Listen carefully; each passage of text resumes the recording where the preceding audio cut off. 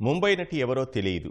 ఈ కేసుతో తనకెలాంటి సంబంధం లేదు అంటూ సీనియర్ ఐపీఎస్ అధికారి పీఎస్ఆర్ ఆంజనేయులు సిఐడి అధికారులకు చెప్పారు. నిఘా విభాగాధిపతిగా పనిచేసిన సమయంలో విధుల రీత్యా అనేక సందర్భాల్లో అనేక విషయాలపై కింది స్థాయి అధికారులతో మాట్లాడి ఉండవచ్చని, అంత మాత్రాన ప్రతిదీ తనకే ఆపాదించడం ఏంటి అంటూ సిఐడి అధికారులను పీఎస్ఆర్ ఆంజనేయులు ఎదురు ప్రశ్నించారు. ఇవాళ కూడా పీఎస్ఆర్ని కస్టడీకి తీసుకుని విచారించనున్నారు. ముంబై నటి కేసులో అరెస్టై జ్యుడిషియల్ రిమాండ్లో ఉన్న పీఎస్ఆర్ ఆంజనేయుల్ని సిఐడి సోమవారం కస్టడీలోకి తీసుకుంది. విజయవాడలోని జిల్లా జైలు నుంచి తులసీనగర్లోని సిఐడి ప్రాంతీయ కార్యాలయానికి తరలించింది. ఉదయం 11 నుంచి సాయంత్రం 5 గంటల వరకు సుమారు 6 గంటల పాటు 80కి పైగా ప్రశ్నలు అడిగారు. వాటిలో ఏ ఒక్కదానికి పీఎస్ఆర్ ఆంజనేయులు సూటిగా సమాధానం చెప్పలేదు. అన్నింటికీ దాటవేత ధోరణిలో, తప్పించుకునే రీతిలో జవాబులు ఇచ్చినట్లు తెలిసింది. దర్యాప్తు అధికారులు ఆధారాల్ని చూపించి ప్రశ్నించగా సంబంధం లేని విధంగా సమాధానాలు ఇచ్చినట్లు తెలిసింది.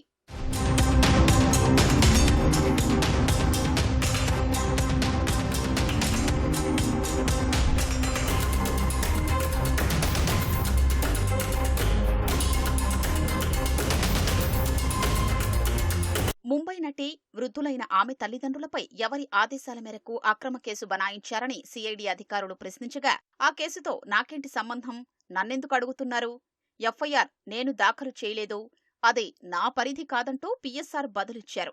నాటి విజయవాడ సిపి కాంతిరాణా తాత డీసీపీ విశాల్ గున్నీని సీఎంఓకు పిలిపించి ఈ కేసు గురించి మీరే ఆదేశించారట కదా, ఈ కేసు గురించి సీఎంఓలో మీకు ఎవరు చెప్పారు అని అడగ్గా, నిఘా విభాగాధిపతిగా వివిధ అంశాలపై చర్చించేందుకు వారిని సీఎంఓకు పిలిపించి ఉండొచ్చన్న ఆయన, చాలా రోజులైంది కనుక అవేవీ గుర్తులేవన్నారు.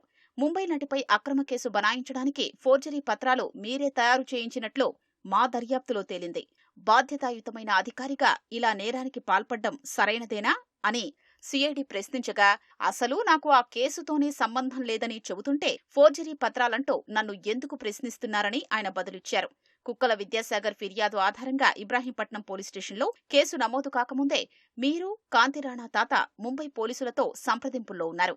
ఫిర్యాదు అంతకుముందే పోలీసు బృందాలు ముంబై వెళ్లేందుకు టికెట్లు బుక్ చేశారు. ఈ కుట్ర మీ ఆదేశాలతోనే జరిగిందా అన్న ప్రశ్నకు, అప్పట్లో ఏం జరిగినా నిబంధనల ప్రకారమే జరిగుంటుంది, ఆ వ్యవహారంతో తనకెలాంటి సంబంధమూ లేదని చెప్పుకొచ్చారు. మీకు ఏ సంబంధమూ లేకపోతే ముంబై నటిని అరెస్టు చేయడానికి ముంబైకి వెళ్లిన విశాల్ గున్నీకి మీ నుంచి పదే పదే ఎందుకు ఫోన్ కాల్స్ వెళ్లాయి? మీ ఆదేశాలతోనే ముంబై వెళ్లినట్లు విశాల్ గున్నీ చెప్పారని పీఎస్ఆర్ని సిఐడి అధికారులు ప్రశ్నించగా, నిఘా విభాగాధిపతిగా నేను ఏదైనా అంశంపై మాట్లాడి ఉండొచ్చు, అంతమాత్రాన ఆమె అరెస్టు కోసమే మాట్లాడానని మీరెలా చెబుతారని ఎదురు ప్రశ్నించారు. నటిని అరెస్టు చేసి తీసుకొచ్చాకే విజయవాడ డీసీపీ పోస్టు నుంచి రిలీవ్ చేస్తానని, విశాఖ రేంజ్ డీఐజీగా చేరేందుకు అనుమతిస్తానని విశాల్ గున్నీపై మీరు ఒత్తిడి తెచ్చారా అని అడగ్గా, ఆ విషయంతో నాకెలాంటి సంబంధమూ లేదు, నేను అలాంటి ఒత్తిడేమీ తీసుకురాలేదంటూ సిఐడి అధికారులకు పీఎస్ఆర్ సమాధానమిచ్చారు.